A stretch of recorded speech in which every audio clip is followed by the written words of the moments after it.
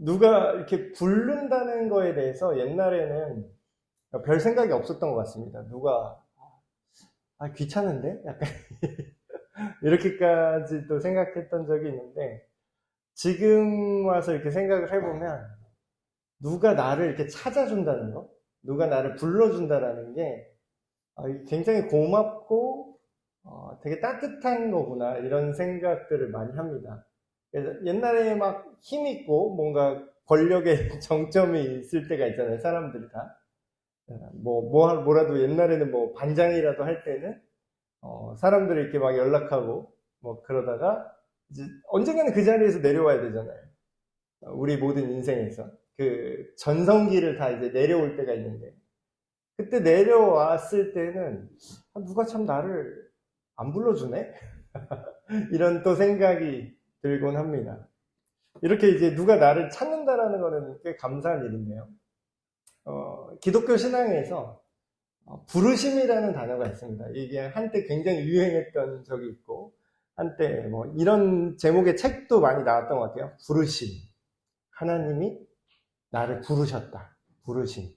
그리고 이제 교회 좀 다녀보신 분들 같은 경우는 뭔가 엄청난 사명이 있을 때 하나님이 너를 부르셨다.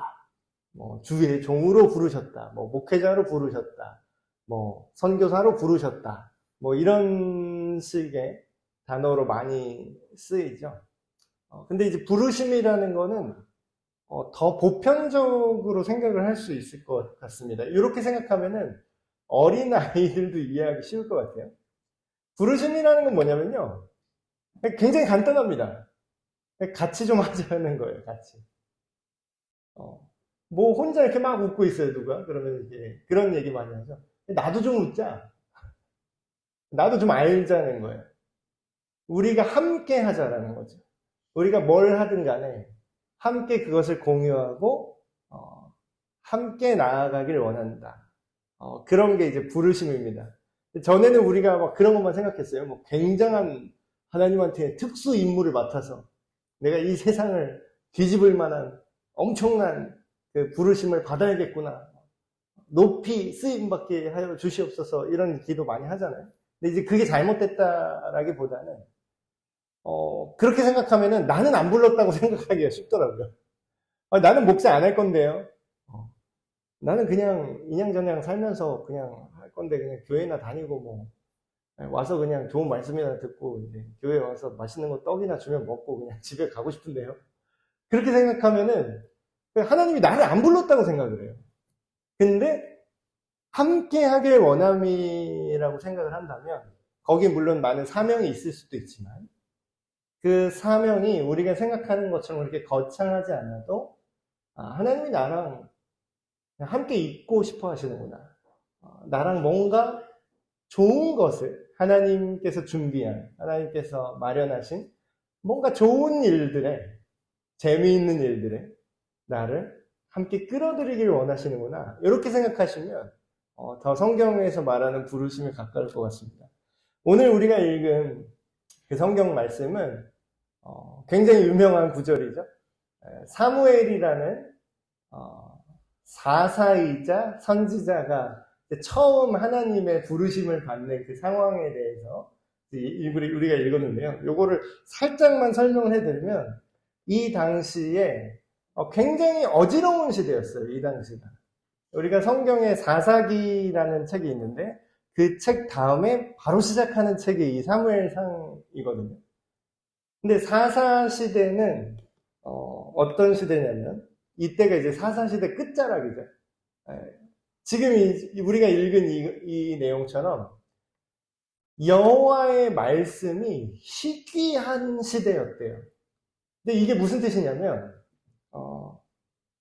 하나님의 말씀을 사람들이 잘 알지 못하던 시대라는 거예요. 그러니까 뭔가 전문적인 그런 얘기를 하는 게 아니라 더 쉽게 이걸 설명해 드릴게요. 여호와의 말씀이 희귀했다는 건 뭐냐면요, 하나님이 우리한테 어떤 마음을 갖고 계시고 어떤 뜻을 갖고 계신지를 대다수의 사람들이 못 알아먹고 있는 시대였다는 거죠. 그러니까 희귀한 거예요. 그거를 있어도 희귀할 수가 있습니다. 지금은 말씀이 어떻게 보면은 굉장히 흔해진 시대 같죠. 지금 뭐 성경책이 없어요? 성경책이 여기 이 교회만 해도 몇 권 있고, 지금 창고에도 몇십 권 있고, 여러분 집에도 한 10권씩 있는 분도 있더라고요. 교회 오래 다니신 분들은 집에 성경책이 한 10권도 있어요. 그리고 요즘 젊은 세대는 어떻습니까? 성경책 이렇게 책으로 들고 다닐 필요도 없어요. 스마트폰에 모든 번역, 영어 버전, 뭐 히브리어 원어 버전 다 그냥 얼마 안 해요. 또 더 싸. 9,000원인가 하면은, 지금 이 종이 성경책은 굉장히 비싸졌는데 막 5만 원 넘어가고 이러는데, 그냥 스마트폰으로 보는 성경책은 뭐 몇천 원이면 삽니다.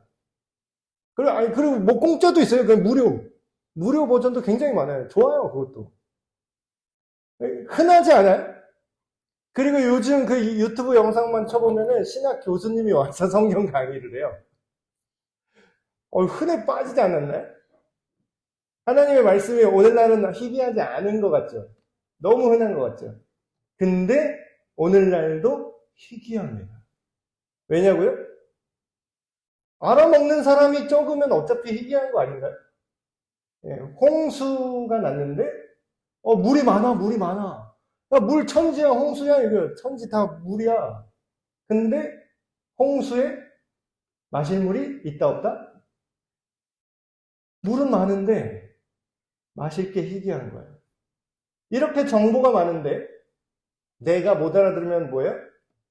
없는 거나 마찬가지입니다. 그리고 이런 얘기를 합니다. 이상이 흔히 보이지 않았더라. 여기서 말하는 이상은 꿈 또는 우리가 막 그런 얘기하는 거잖아요. 비전, 청년들이여 비전을 품으십시오. 청소년 캠프 우리 이제 준비하고 있는데, 여호와의 말씀이 희귀했다. 사사시대 말기를 생각해보면 삼손 생각해보시는 느낌이 와요. 초반의 사사들은요, 백성의 지도자들인데 초반에는요 굉장히 빠릿빠릿했습니다. 굉장히 하나님 말씀대로 순종도 잘하고 굉장히 백성들을 잘 이끌어요. 근데 후기로 점점 오니까 점점 이제 나사가 빠진 사람들이 나와요. 삼손 어떠죠? 삼손이 힘은 셌는데 능력은 뛰어났는데 어땠죠? 나중에 막 타락해가지고 간음하고 막 이상한 사고 쳐요. 근데 지금으로 말하면 뭐라고 할까요? 국가 지도자 겸 목사님? 이렇게 얘기해야 돼요. 근데 여러분 요새 어때요? 목사님인데 막 사모님과 결혼 생활을 똑바로 안 하고 막 이 여자 저 여자 막 만나고 다녀. 최근에 또 스캔들 하나 터졌죠. 그러면 그게 정상적인 흐름이라고 보이지 않죠. 근데 사사시대 말기에 갈수록 그런 삼손과 같은 사람도 없으니까 어때요? 하나님이 어거지로 써요.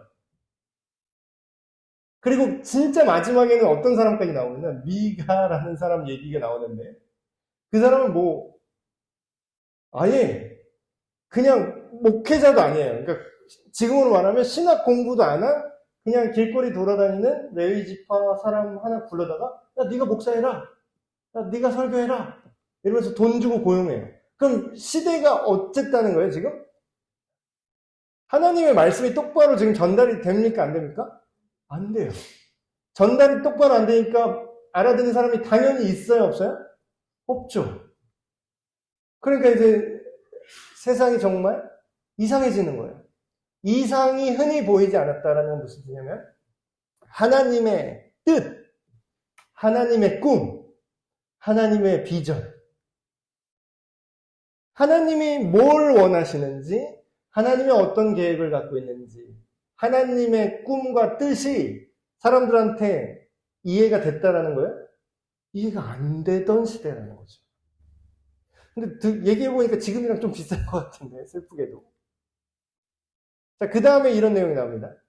이 사무엘이 어린 아이 때부터 이 성막이란, 지금으로 하면 뭐 예배 장소라고 할 수 있겠죠? 여기에 어떤 시종처럼 거기 들어가서 먹고 살고 있는 거예요.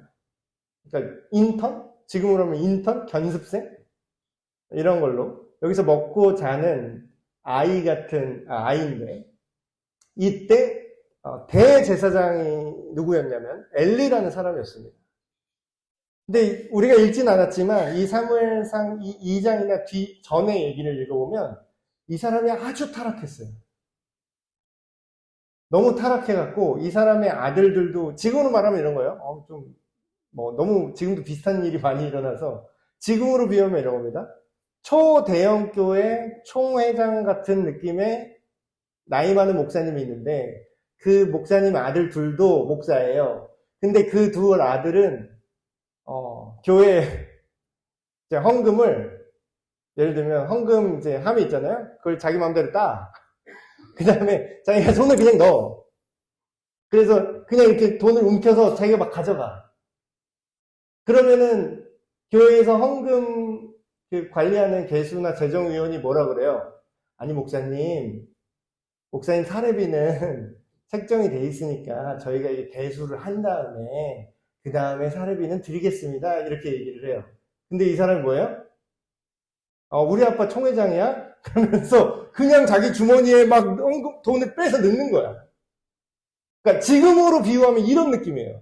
이 내용이 2장인가 나와요. 바로 전 내용이에요. 사무엘상. 그럼 이게 지금 얼마나 타락했다는 거죠, 지금? 완전. 근데 이 대제사장이라는 그 아버지 엘리는 이거를 알아. 자기 아들 제사장들이 이렇게 난리를 치고 있는 걸 알아요. 귀가 있는데 안 듣겠어요? 눈이 있으면 이걸 못 보겠어요? 근데 하나님이 이렇게 평가합니다. 이 엘리를.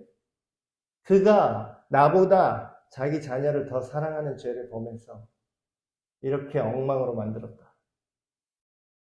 그러니까 이렇게 성경의 내용을 읽으면 뭔가 점잖게 이렇게 필터가 되는 것 같아요. 근데 이걸 오늘날 느낌으로 번역을 하니까 확 와닿죠. 아니, 목사님 사례비 드린다니까요. 그거를 막 그렇게 가져가시면 안 돼요. 무슨 여포야. 나 지금 돈 필요해. 막 가져가요. 그럼 오늘날을 보면은 그 교회가 정상적인 교회입니까? 이런 교회는 없지만 사실 이 정도로 미친 교회는 없겠죠. 근데 이런 식의 삶을 이 대제사장이라는 엘리가 살았어요. 근데 이거에 대해서 이렇게 얘기합니다. 엘리의 눈이 점점 어두워졌다. 근데 실제로 눈이 침침했을 수도 있어요. 90대가 넘어 엄청난 노인으로 나오거든요, 이 당시. 근데 정말 눈만 어두웠을까요? 아니, 이건 상징적으로 표현하는 겁니다. 그가 하나님의 비전, 그 바로 1절에 뭐라고 나오죠? 하나님의 이상을 보지 못했다. 하나님의 비전, 하나님의 꿈을 봐야 되잖아요. 근데 이걸 못 보는 거예요. 그 다음 구절에 바로 눈이 어두웠다. 엘리는 눈이 어두웠다. 이렇게 나오죠. 그럼 뭐예요?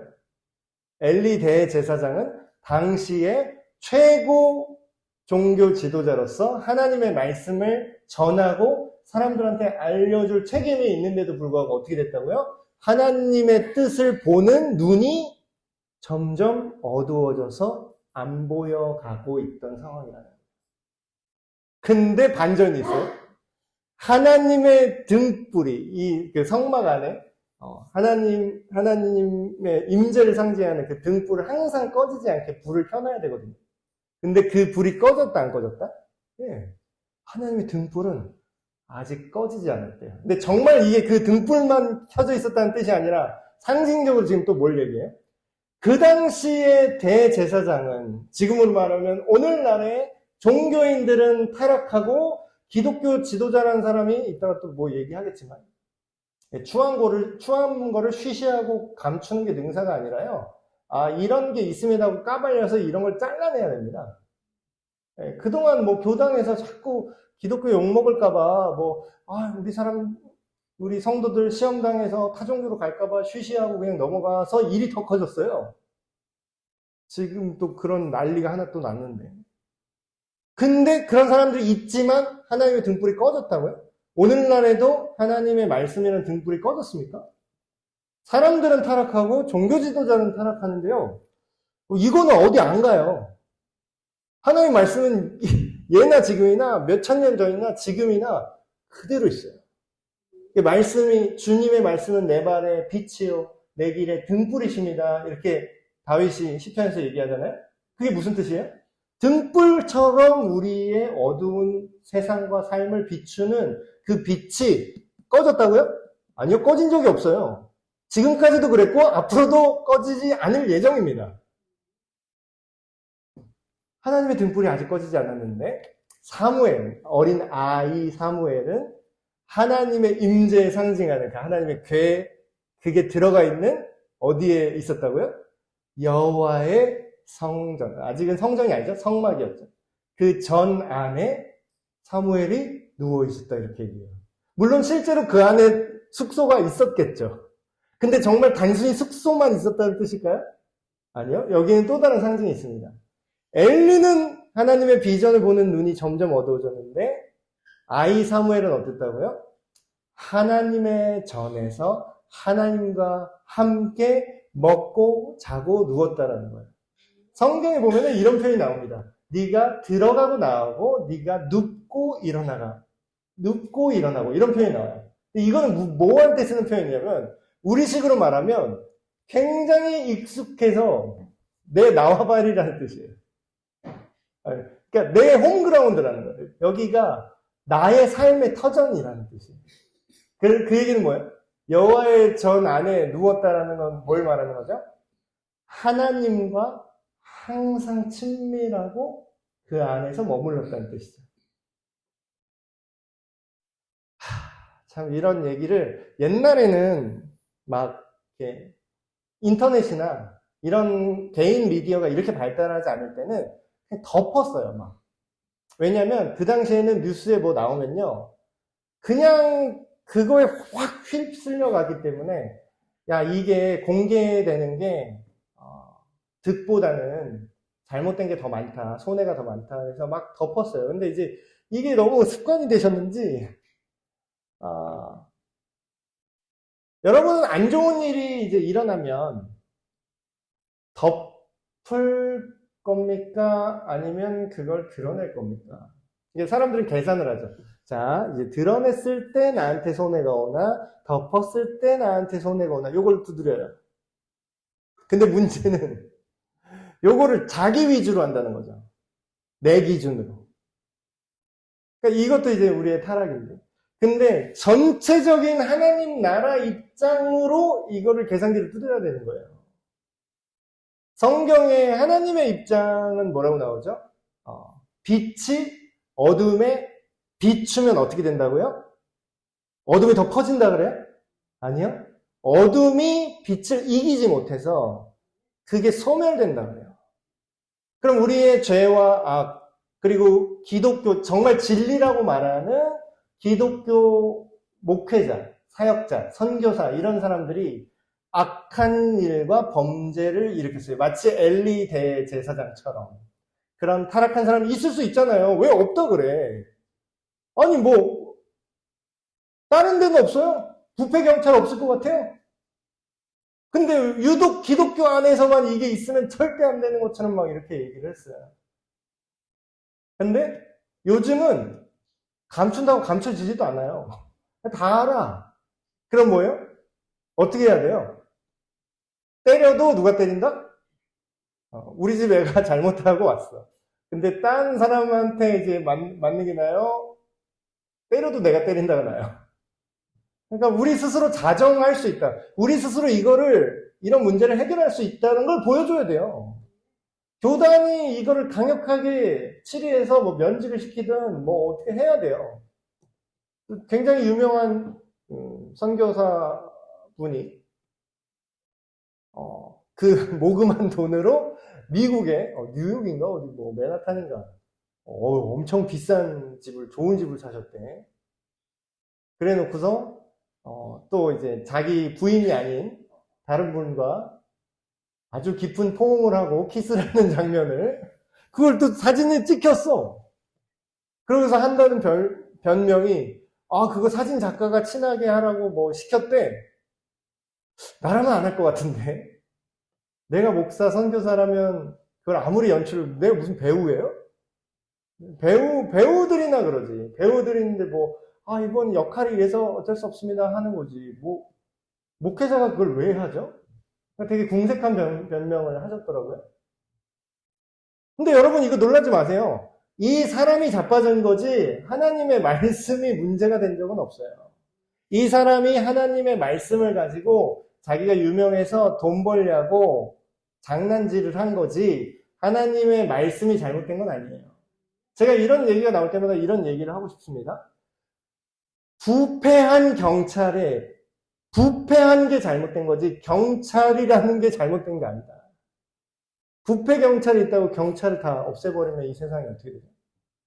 근데 이제 세상 사람들은 또 돌팔매질을 한참 하겠죠. 역시 개독교 뭐 이러면서 기독교 신앙은 다 쓰레기다, 뭐 목사들 다 죽어야 된다, 뭐 이런 얘기 막 댓글로 달리더라고요.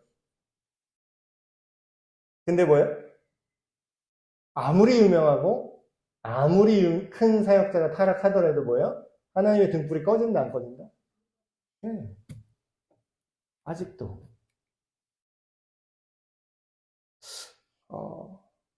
이 상황에서 하나님이 사무엘의 이름을 부르십니다. 사무엘아.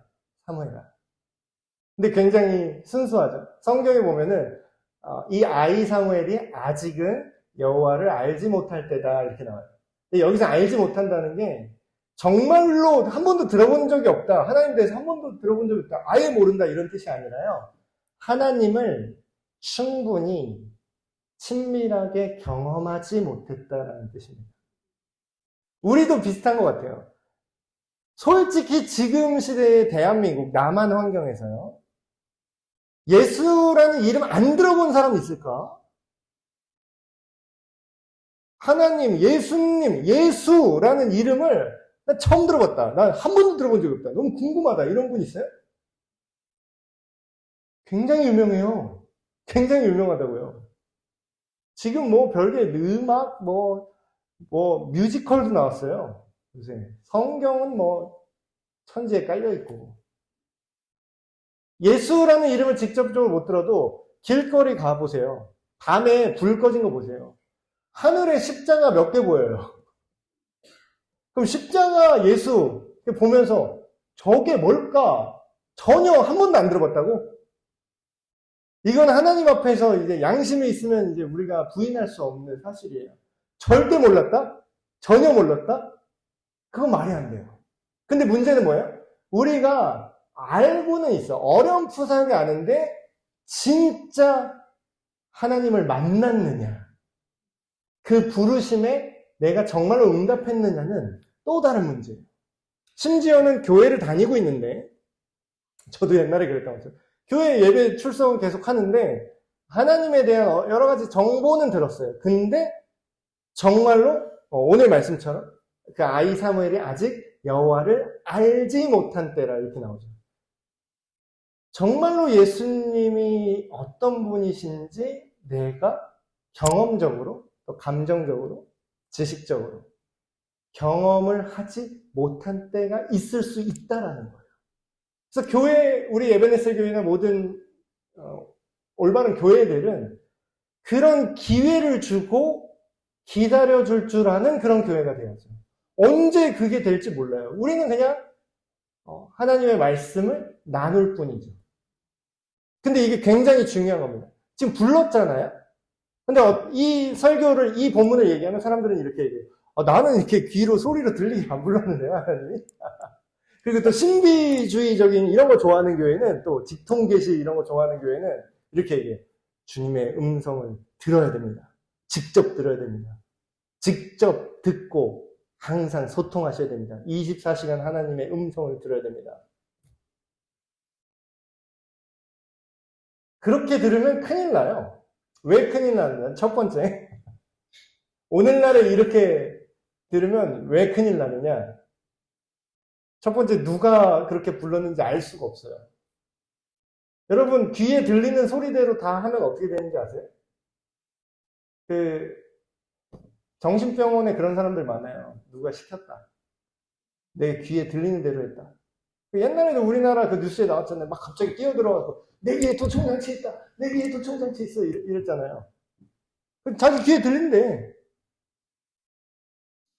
근데 이제 하나님이 우리를 부르신다는 거는 그렇게 물리적으로 귀로 직접 들린다는 개념으로 생각하면은 굉장히 많은 오해를 불러일으킬 수 있습니다. 그래서 하나님이 그렇게도 하실 수 있는데 그 방법이 아닌 다양한 방법으로 우리를 부르고 계세요. 누가 나를 불렀나? 여러분, 오늘날에 이렇게 생각을 하세요. 여러분이 어떤 삶을 중요한 결정을 내리고 지금까지 살아오셨잖아요. 근데 우리가 이렇게 생각을 하죠. 나는 그냥 하다 보니까 이렇게 왔어. 상황이 이렇게 되니까. 내 주변 환경이 나를 이런 인생으로 가게끔 했어. 이렇게 착각들을 많이 하십니다. 근데 사람은 이렇게 생각하는 거예요, 이거는. 내 상황이 나를 이렇게 불렀다. 또 멋진 말 하는 사람들은 시대가 나를 불렀다. 꼭 정치하시는 분들이 이 말을 많이 하던데. 시대가 나를 불러서 내가 어쩔 수 없이 이 세상에 나타날 수밖에 없었다. 상황과 환경이 나를 불렀다고 얘기하죠. 근데 과연 그 상황과 환경이 우리를 부른 걸까요? 사람들은 나는 이렇게 안 불렀다고 생각을 해요. 근데 잘 생각해 보세요. 제가 예를 하나 들어볼게요. 여러분이 이 교회에 앉아 있는 거는 상황 때문에 온 것 같죠.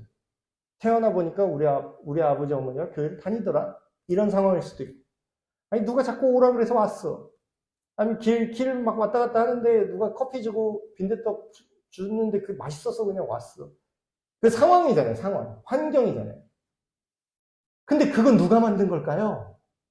그 상황과 환경은 그냥 만들어질까요?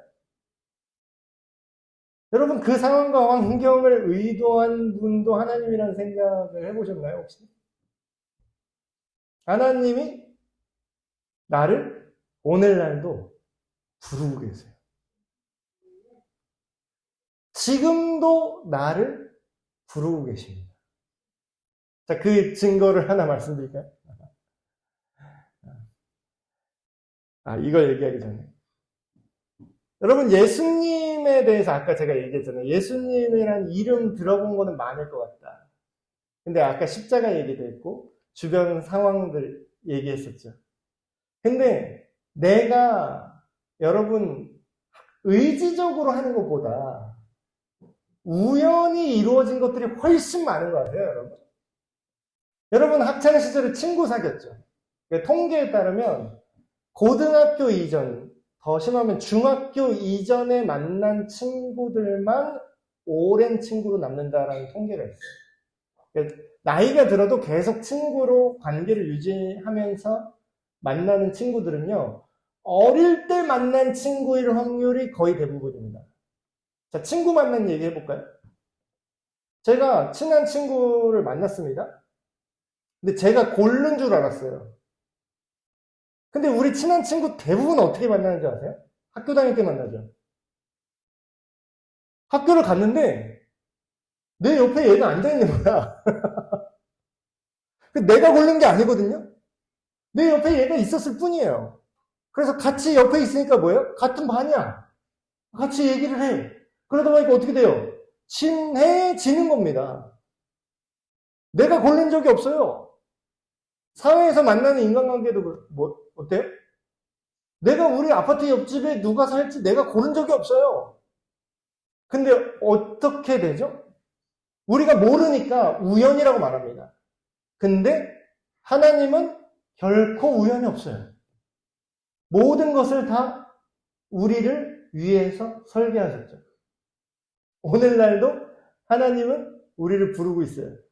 아까 우리 찬양 때도 얘기했지만 이 세상의 많은 것들을 통해서 하나님은 우리를 부르고 계세요. 옛날에는 어땠냐면 이렇게 선지자나 사사들을 보내서 하나님이 누구신지를 계속 얘기해줘요. 내가 있다. 내가 여기 있다. 너희들은 모든 게 우연이라고 하지만 내가 너희를 포함한 모든 만물을 창조했고 너희가 생각하는 옳고 그름의 기준이 지멋대로라서 너희들을 상처 입히지만 나에게는 변하지 않는 올바름이 있다. 내가 여기 있어라고 계속 불러요. 성경 말씀을 통해서 구체적으로는 이런 사역자들을 통해서, 아니면 교회 공동체를 통해서, 심지어는 여러 가지 미디어를 통해서. 교회 카톡방에 제가 올려드린 그 영상 링크 혹시 보셨는지 모르겠는데, 심지어는 그냥 기자가 뭐야 이거? 아 이거 다 거짓말인데 왜 다 종교 장난질이야? 한번 알아볼까? 알아보다가 고고학을 통해서 하나님을 만나고 의학을 통해서 예수님을 만나고, 네. 이 천지에는 우리가 눈치를 못 챘을 뿐 하나님이 계시고, 오늘 말씀에서는 또 얘기하겠지만 예수 그리스도를 마지막으로 보내셨다고 얘기해요. 선지자들 계속 보냈는데 계속 말 안 듣고 못 알아듣고 잡아 죽이고 이러니까 마지막엔 어때요? 내가 직접 간다. 내 아들을 직접 보내겠다. 그렇게 오신 분이 예수 그리스도입니다. 근데 못 알아듣죠? 사무엘이. 근데 엘리가 타락하긴 했는데 썩어도 준치라고. 그래도 뭐예요? 옛날에 하나님이랑 했던 가다가 있어요. 그래도 대제사장이긴 해. 이런 거고. 왜냐하면 하나님이 부르고 있다는 걸 눈치를 챕니다. 그래서 이렇게 얘기해. 그가 너를 부르시거든 네가 말하기를 여호와여 말씀하옵소서, 주의 종이, 주님의 종이, 당신의 종이 듣겠습니다 라고 대답을 해라. 이렇게 가르쳐 줍니다. 여러분, 오늘날에 믿음이 좋은 분들 중에 이런 분들 많아요. 하나님의 뜻을 알고 싶다. 평상시에는 이런 생각 안 하다가 인생의 중요한 결정이 있을 때, 내가 땅을 여기다 사야 될까 저기다 사야 될까, 아니면은 막 우리 자식이 지금 아플 때나, 아니면은 우리 자식 대학을 여기로 보여야 되나 저기로 보여야 되나, 내가 이 집 계약을 해야 되나 말아야 되나, 이렇게 고민될 때 꼭 이런 생각이 들어요. 내 선택을 향한 하나님의 구체적인 뜻을 알고 싶다. 이런 생각을 하는 이유는 뭐죠? 잘 됐으면 좋겠거든. 근데 그 잘 되는 기준은 뭐예요? 내 생각에 잘 됐으면 좋겠거든. 근데 이런 자세로 하나님의 뜻을 알려주십시오. 마치 이런 점쟁이처럼 길흉화복을 묻는 이런 태도로 하나님 나한테 말해주세요 이러면 안 들립니다. 정확히 말하면 하나님이 말을 안 하는 게 아니라 말씀을 하세요. 우리는 A 할까요? B 할까요? 하고 욕심을 내면서 막 이러고 답변 빨리 해주세요. 듣고 있습니다. 이렇게 했는데 안 들려요. 왜 안 들리는지 아세요? 하나님이 C를 말하고 있거든요. 그게 아니라 다른 차원이야 라고 내가 원하지 않는 다른 걸 얘기하실 때가 대부분이에요. 욕심으로 우리가 구하고 있다면. 근데 그 말이 왜 안 들릴까요? 하나님 분명 얘기하고 있거든요. 근데 안 들려요. 왜 안 들릴까요? 왜 안 보일까요? 하나님의 뜻이. 하나님이 우리를 부르고 있는데 왜 안 들리고 안 보일까요? 그 이유는 뭐냐면요. 내가 들을 생각이 없으면 그게 안 들려요.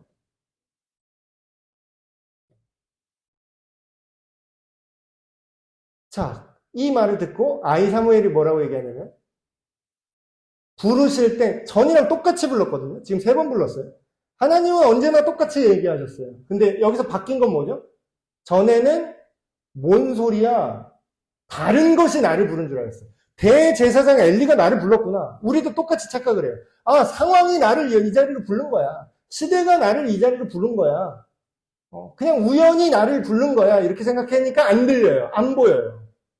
근데 태도를 바꾸니까 어때요? 아, 하나님이 계시고 그가 나를 부르셨고 그가 뭔가 좋으신 뜻이 있을 거야. 내가 그 말을 듣고 따르는 자세로 들어봐야겠다. 순종하는 마음으로 듣겠습니다 했더니 어때요? 이제 들리는 거예요. 말씀하옵소서, 제가 말씀하시는 걸 듣겠습니다. 근데 이 표현은 한번 들어볼게요. 얘기나 해보세요. 이런 뜻이 아니에요. 이런 태도는 안 들립니다. 제가 당신이 언제나 옳은 분이라는 것을 믿고 따라가겠습니다. 그러니까 알려주세요. 그러면 아까 욕심 때문에 가려서 안 보였던 하나님의 뜻과 의도가 보이기 시작해요. 왜냐하면 내 맘대로 하는 거를 내려놓고 하나님의 뜻은 전혀 다를 수도 있어 라는 선택지가 열렸거든요. 자, 이 말이 중요한 겁니다. 여러분, 하나님이 우리 모두를 부르고 있어요. 근데 이거를 부를 때 어떻게 부르냐면 야 아무나 걸려라 이렇게 부르는 게 아니에요. 불특정 다수를 부른다고 우리는 착각하지만 그게 아니라 모든 사람을 부르시는데 어떻게 부르시냐면 한 사람 한 사람 맞춤으로 부르세요. 그러니까 이거는 신이니까 가능한 거예요. 우리 생각에는 우리는 신이 아니기 때문에 하나님의 입장을 이해를 못해요. 그러니까 우리 생각에 어떻게 불러요? 야 그냥 도매급으로 다 와봐 일단. 그러니까 우리 전도도 우리 어떻게 해요? 그냥 가두리 양식적으로 그냥 오다 걸리세요. 막 이런 식으로 그러니까 넓은 범위로 그냥 이렇게 하는 경우가 많죠. 근데 예수님이 우리를 부르실 때 성경에 보면 어떻게 나와요? 맞춤형으로 부르십니다. 오늘 우리 찬양했었죠? 내 이름 아시죠? 내 모든 생각도 그가 나의 아버지 되신다. 굉장히 개인적이에요. 우리를 이렇게 우리 상황에 맞춰서 환경에 맞춰서 맞춤형으로 부르시는데 어때요? 들을 생각이 없는 사람에게는 하나님이 아무리 부르고 있어도 그게 의미가 있다 없다? 근데 이게 하나님 탓이 아니에요. 여러분 이렇게 생각을 해보세요. 여러분이 관심 없었는데 굉장히 중요한 것들이 있지 않았어요? 관심이 없었는데. 제가 어린 시절에 그랬습니다. 어린 친구들 잘 들으세요? 지금은 이걸 왜 하는지 모르겠는 거 있어요. 공부를 왜 해야 되는 거야? 학교 가면은 왜 5분이 5시간 같이 긴지 모르겠어요. 쉬는 시간이 10분인데 막 1초 같아요. 이건 사실입니다. 제가 경험해봐서 알아요. 근데 그때는 그게 안 들렸어요. 아, 그게 중요한 거야? 네가 책을 읽고 생각을 한다는 거는 굉장히 네가 앞으로 살아가는 모든 인생에서 이게 점점점 가치 있게 될 거야. 근데 그때 그게 들려요? 안 들려요? 아, 이제 축구나 하러 가자. 근데 시간이 지나고 정말로 그게 중요한 걸 느낄 때 어때요? 그때서야 그게 보여요. 서점에 가게 돼요. 서점에서 인문학 이런 책들이 전에는 뭔 소리야 관심도 없었어요. 옛날에는 뉴스 이런 걸 왜 보는지 몰랐어요. 우리 아빠 맨날 신문 피고 맨날 뉴스 보고 있는데 저 재미없는 아저씨 나와서 하는 일이 뭐가 재밌다고 보지? 지금은 밥도둑이야 그냥 뉴스가. 또 이런 얘기가 있네. 이런 얘기가 있네. 여러분 들을 생각이 있어야 보입니다. 들을 순종할 거기에 따를 마음이 있어야 그 부르심이 의미가 생겨요. 하나님이 없기 때문이 아니라 우리가 귀를 닫기 때문입니다. 저 말씀을 정리하겠습니다. 옛적에 제가 말씀 하나를 가져왔는데요. 옛적에 선지자들을 통하여 여러 부분과 여러 모양으로 우리 조상들에게 말씀을 하셨대요. 옛날 시대에는 선지자, 사사 이런 사람들, 사무엘 같은 사람을 통해서 말씀을 계속 하셨대요. 하나님이 있다, 내가 있다. 이 세상은 이렇게 잘못 가고 있는데 내가 너희를 구원할 거야. 나에게로 와서 나와 함께 살아야 돼. 이걸 계속 얘기를 했어요. 근데 최종적으로 뭘로 얘기했다고요? 마지막 날에는 그의 아들을 통하여 하나님의 아들 예수 그리스도를 말합니다. 그의 아들을 통해서 최종적으로 우리에게 말씀하셨대요. 그럼 오늘날 구체적으로 하나님이 우리를 부르신다는 건 뭐죠? 복음입니다. 예수님을 알아야 된다. 예수님이 우리를 위해서 십자가를 지셨는데 그게 무슨 뜻인지 안 들려요. 십자가가 이렇게 많은데 안 보여요. 길거리에 걸어가도 십자가 다 보이지만 안 들립니다. 근데 이거를 들을 준비를 한다면 어때요? 그제서야 들리기 시작하고 보이기 시작해요. 예수님이 십자가를 지셨다는 건 이런 뜻이구나. 아들을 통해 우리에게 말씀하셨다. 히브리서 1장 1절에서 2절 말씀. 자, 오늘의 결론은 이겁니다. 하나님께서도 오늘도 우리를 개인적으로 사무엘아 부르신 것처럼 여러분이 이름을 넣고 부르고 계시다는 거예요. 그 부르신 증거가 예수 그리스도를 우리에게 알려주고 계신다는 거죠. 너희가 내 안에 다시 나의 자녀가 될 수 있는 유일한 방법이 있어. 그게 내가 보낸 내 아들 예수 그리스도를 믿고 그 말씀을 따르는 거야. 하나님께서 오늘날도 우리를 부르심을 깨닫고 이 부르심에 순종하시는 저와 여러분이 되시길 주님의 이름으로 축복합니다.